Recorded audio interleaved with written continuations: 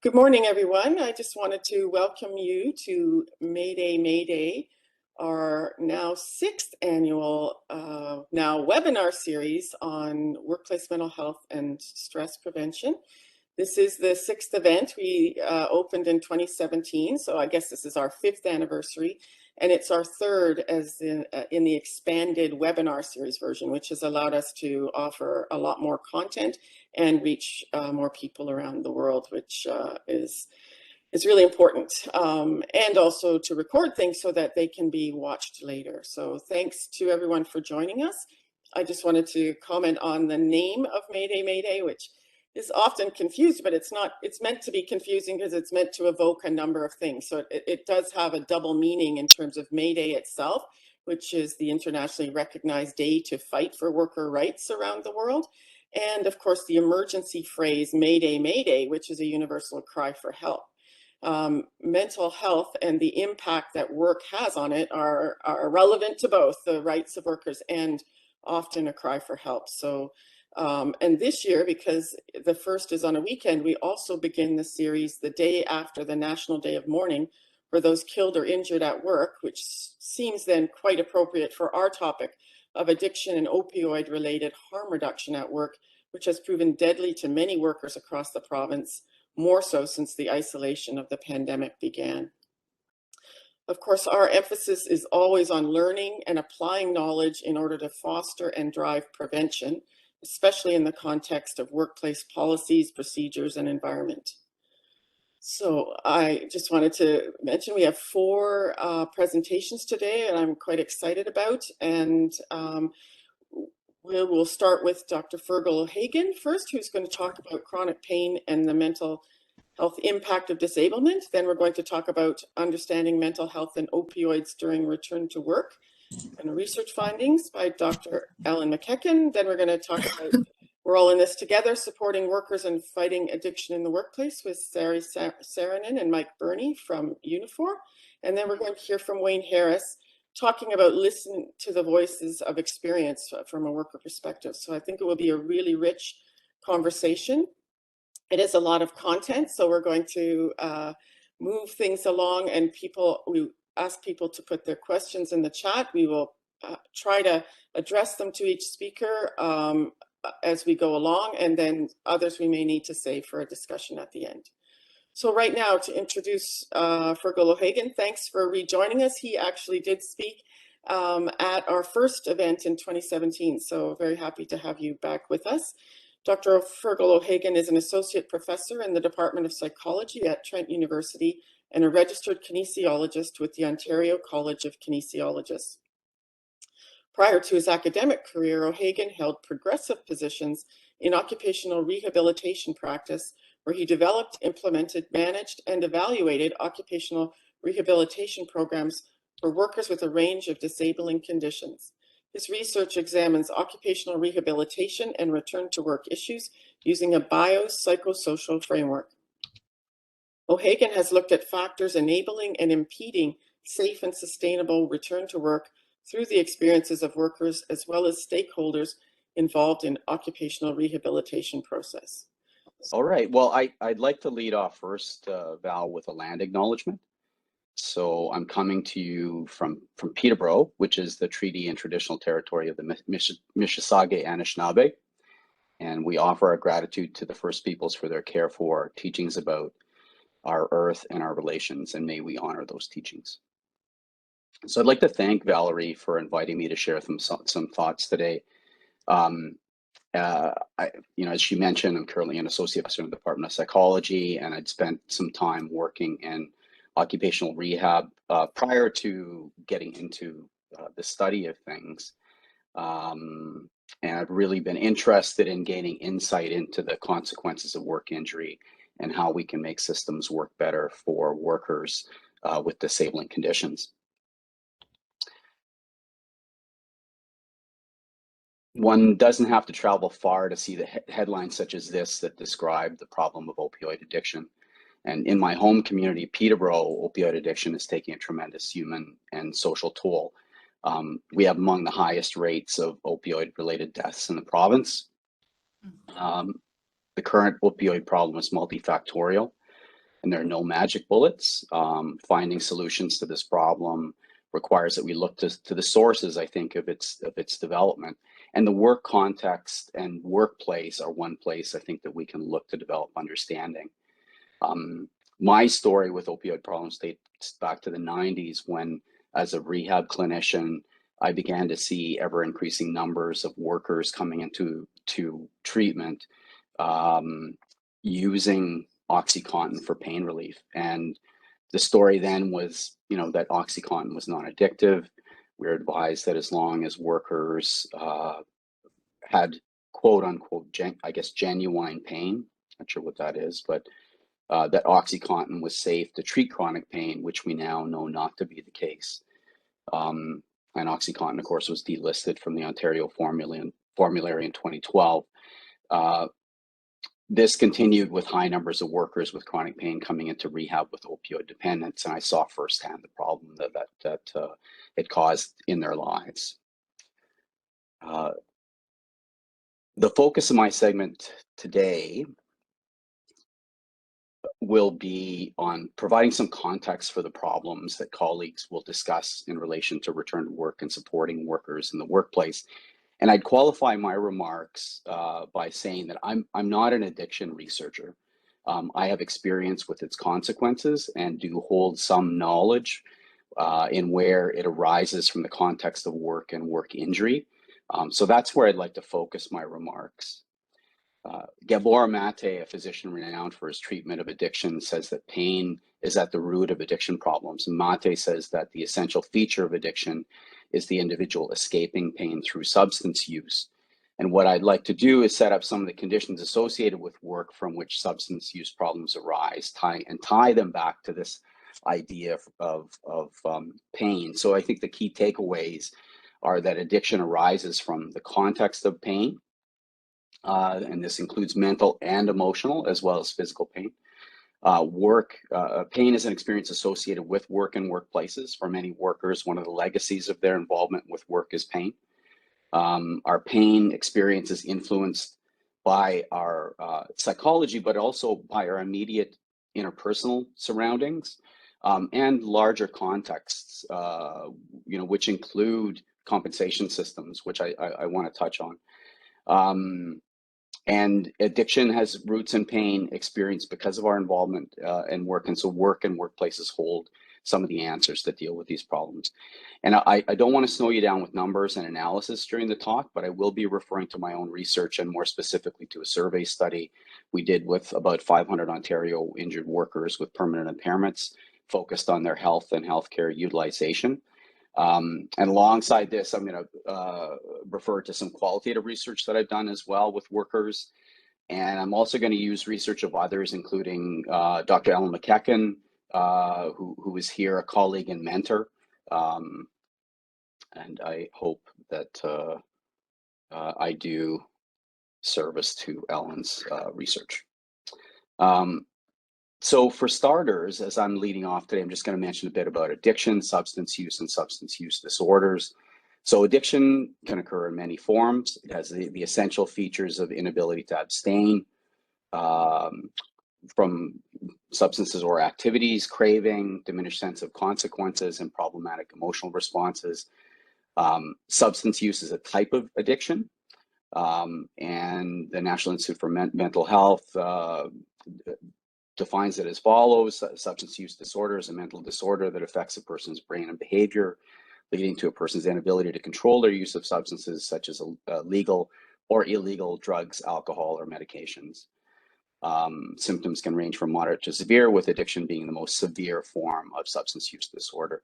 So the essential features here, of course, are loss of behavioral control over the use of the substance, social impairment, so for example, with families, friends, coworkers, risky use, before or at work, for example, and substance-related signs of tolerance and withdrawal that is needing ever sort of increasing amounts of substance to obtain the same effect and experiencing physical pain when the substance is withdrawn.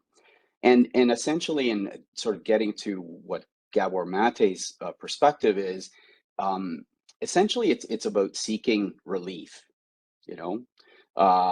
Substance use problems have a basis in brain function and in our normal systems of reward.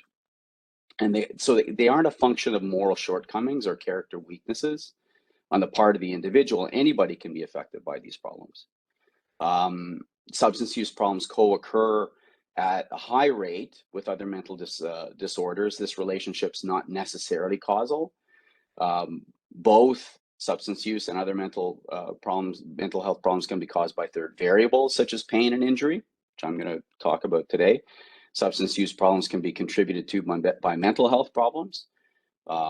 Persons suffering from PTSD symptoms may use substances to numb and distance themselves from anxiety, flashbacks, and other painful mental events.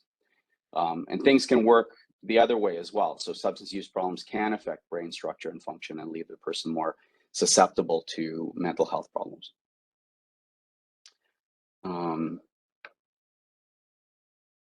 So moving on and looking at opioid use and work injury, so research bears out, you know, a high and increasing level of opioid prescribing among workers.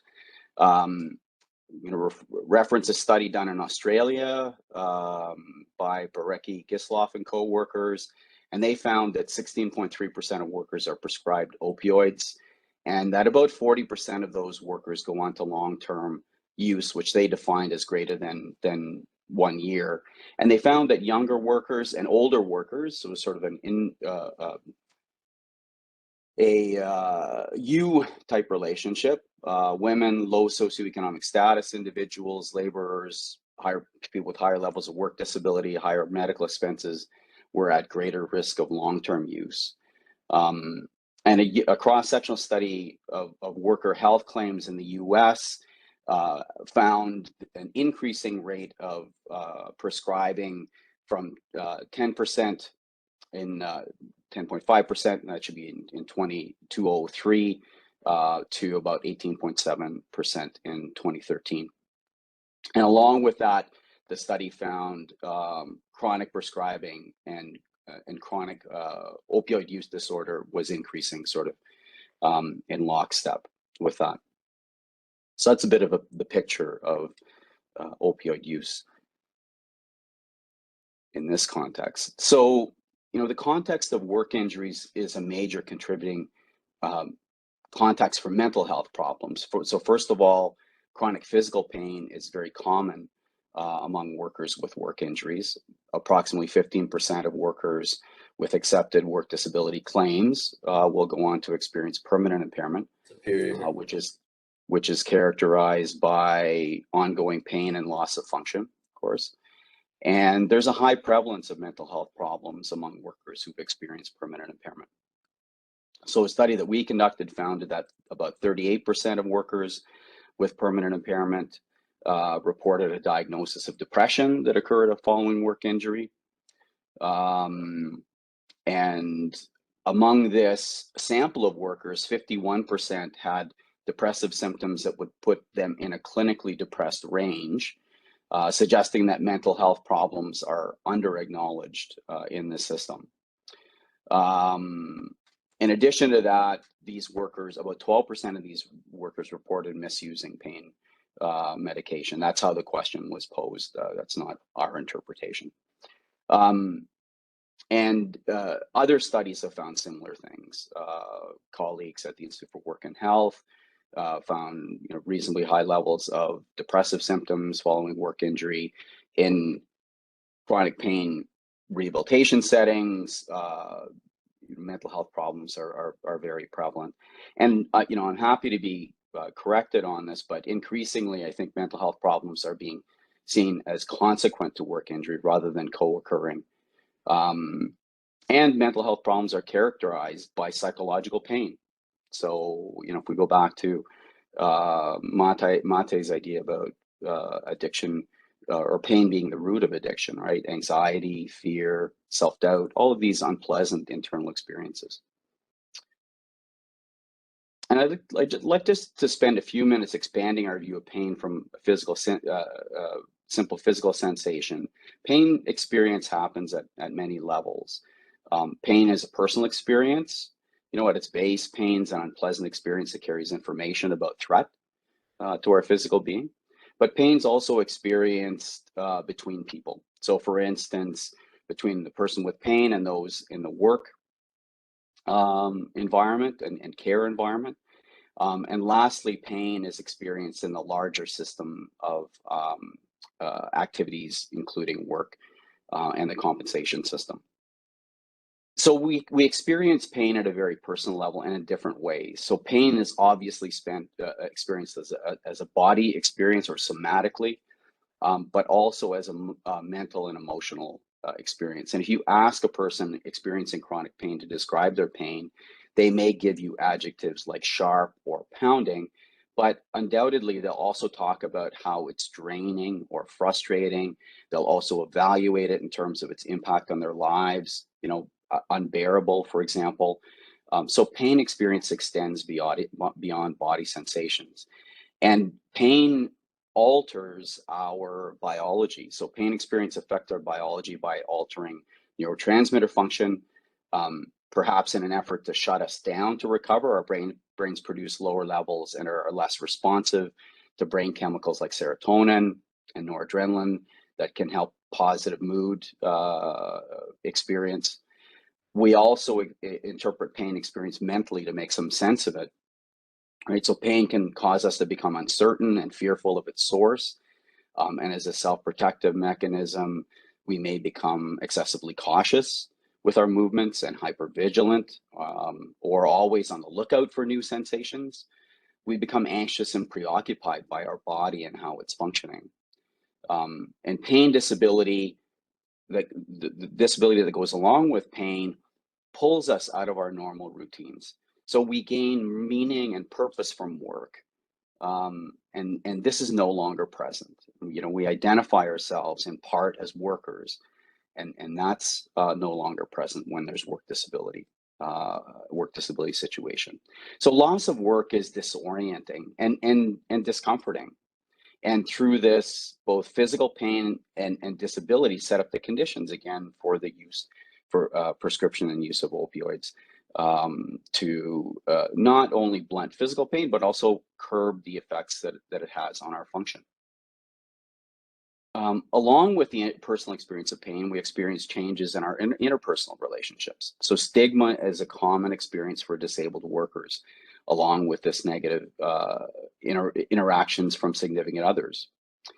Stigma exacerbates mental health problems by causing the person to become overly self-conscious about reactions of others and eventually internalizing this to a spoiled sense of self. So, in essence, the social environment becomes a threat to the worker with pain-related disability. And mental pain, again, promotes conditions for substance use. So here's an example of stigma in action. This quote is from an injured worker who participated in one of the studies that I was involved in. And he related how his brother told an off-color joke to him to poke fun at his disability, implying that by being on a workers' compensation claim, he was just avoiding work. So what does this mean for worker mental health? Well, this graph depicts depressive symptoms on the left-hand side here, the y-axis, among workers who reported having an experience of stigma on the left here versus those who did not on the right. And the red or orangey cutoff line represents what we would consider a cutoff for clinical depression. And you can see that most folks experiencing stigma have scores above this clinical cutoff for depression. And their scores overall are much higher than those not experiencing stigma. The figure below shows us the relationship. In this survey, we asked workers to respond to whether or not they'd experienced stigma and which sources from which sources did it come. That included workplace actors, healthcare actors, family friends, and so on and so forth. There was 12 sources. And so this figure depicts the relationship between depressive symptoms, again on the y-axis here, and sources of stigma across the bottom. So you can see that as the number of sources of stigma that workers report increased, so did depressive symptoms.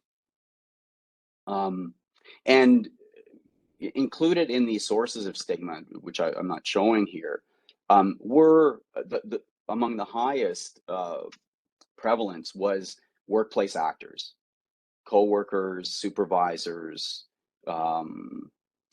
as well as reasonably high, and high with compensation agents, as well as reasonably high with healthcare providers.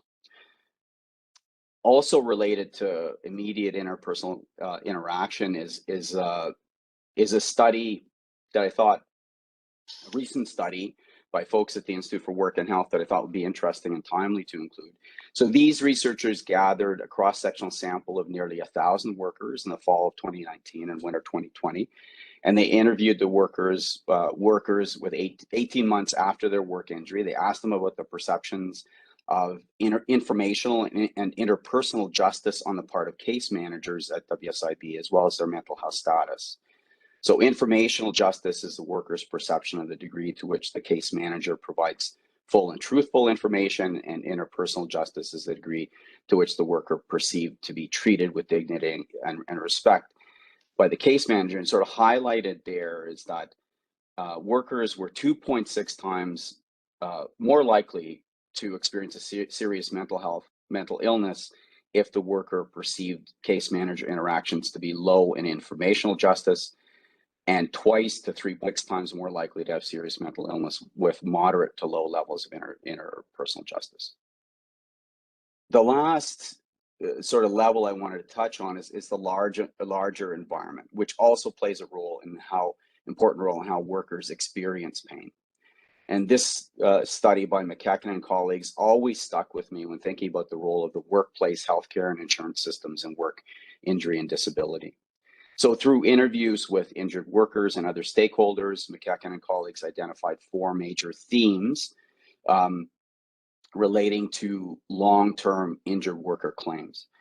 One was a misalignment of return to work policies and financial goals of workplaces, leading to absent and inappropriate accommodation and a hostile climate for injured workers. So for example, not providing co-workers with adequate information and support around work accommodations for the worker, causing a hostile environment for return to work.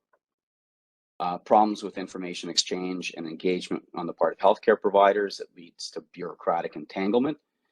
Healthcare professionals may provide poor quality or limited information that slows the return to work process.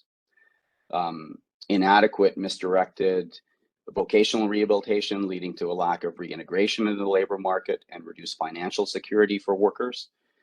Workers may be trained for jobs that don't exist and or expect to compete with younger, able-bodied workers as if they're just leaving college themselves. Complicated, confusing compensation processes and benefit entitlement, leading to workers disengaging or being consumed in some sense by the process. Workers are put under the microscope in a compensation system. So of course, this again, going back to our theme of pain, leading to frustration, anger, fear, insecurity, all emotional pain for the injured worker, and substance use. I've been focusing on physical pain, but mental pain is a real and growing concern in workplaces. And as the nature of work changes to more mentally and socially demanding occupations, workers are increasingly exposed to high mental and emotional demands, resulting in a range of psychological problems that are constituting a high proportion of work disability. So in workplaces, this is linked to trauma exposure or vicarious trauma experience, but also jobs that have high demands, low control, low reward, and low resourced work, incivility in the workplace, harassment, organizational injustice, all contributing. And I've been doing some research recently on help seeking for workers with mental health problems. And what we found in that research is that workers' help seeking actions are impaired by stigma, where workers will go to great lengths to conceal problems and work with these problems over time, or at least try to work with these problems over time, mostly unsuccessfully, from the experience of the workers that we've talked to. Fatigue from navigating complex systems with no clear path, and a lack of trust in employer-funded supports, but also a recognition of bidirectional mistrust on the part of employers and other stakeholders. So opioids and other substances, again, ease anxiety and intrusive thoughts that can be associated with, or are associated with, common feature of something like PTSD, for example. These are just a couple of quotes from this more recent research where workers identified, in the first quote, why I drove myself not to take time off work. I was just trying to get through the next year to get the vacation up, to not admit to myself I needed a break, not to admit to myself I was having a problem. So that worker really internalizing stigma. And in the second instance, this worker actually, being let go from their job because they had a sickness absence leave for a mental health problem. Sent me a letter saying that I was a good employee, but they were saying goodbye in a way that made it look like I wasn't being fired, but when in fact they were. So having started with some of his thoughts, I'm going to leave the final word to Gabor Mate, who says that in order to understand addiction, we need to understand what is being relieved. And so perhaps that is what we need to understand, what pain underlies addiction and how we can prevent or assuage it in the workplace. And perhaps workplaces also need to look at what relief they're seeking when not taking action to support workers in managing and avoiding such problems. So thanks for your attention. Thanks a lot. Thanks a lot, Fergal. That was very interesting and a lot of thought-provoking material. There is a question from Miriam about, is there a policy that can stop over-prescribing of opioids and other pain medicines to avoid addiction? Not sure if that's a government policy or yeah, well, I guess, OxyContin was removed from the formulary, which will, sort of, that's restricting access, though, more. Well, I guess it is policy in terms of restricting access, but and there are guidelines for, and a lot of medical education around prescription of opioids on the part of physicians. And of course, physicians operate in a regulatory structure whereby they can be taken to task for over prescribing. But I'm not aware, like there's no sort of hard stop that I'm aware of. No ban or anything like that. Yeah, there's no ban on it, and the prescription of these substances continues.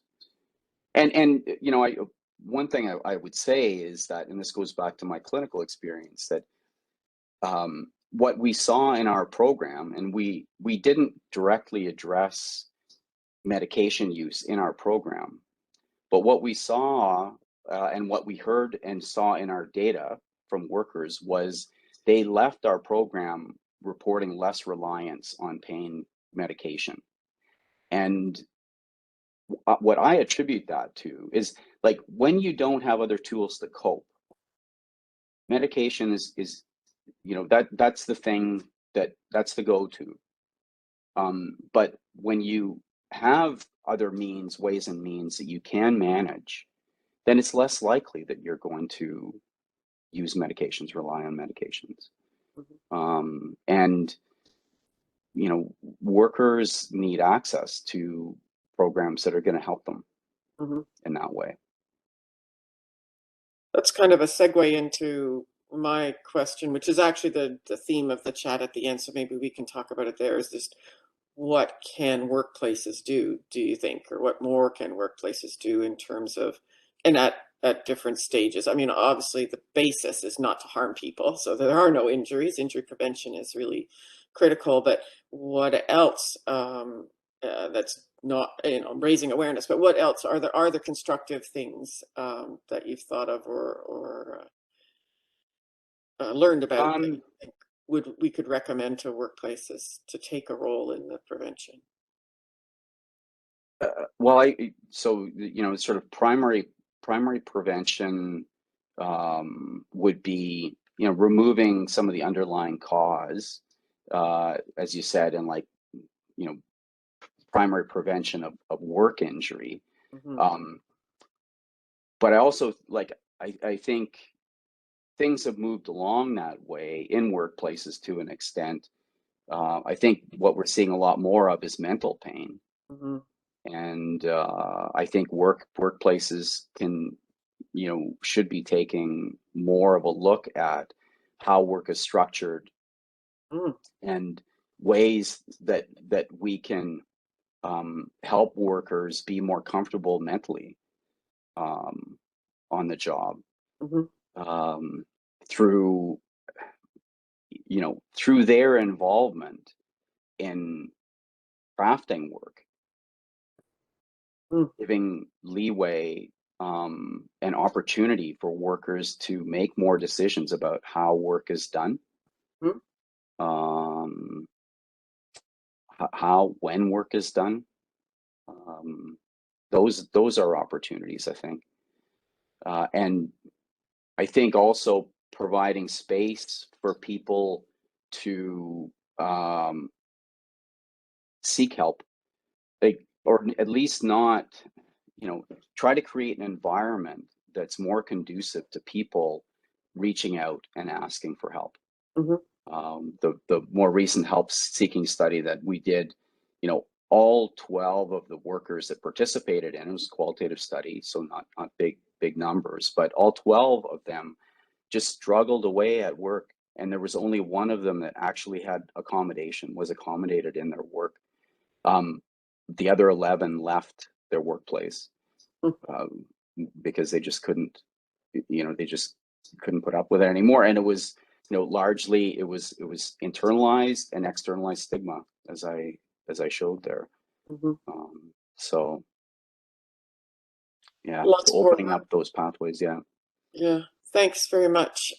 Kathy's made some comments in the chat, which I think maybe we'll leave everyone to read. And John's been busy putting in links to the research I think you've referenced, Fergal, and some other papers, I think. John, I don't know if you want to comment on any of those, or if we should just move on so we can hear from Ellen. Oh, just move on. Okay, great. So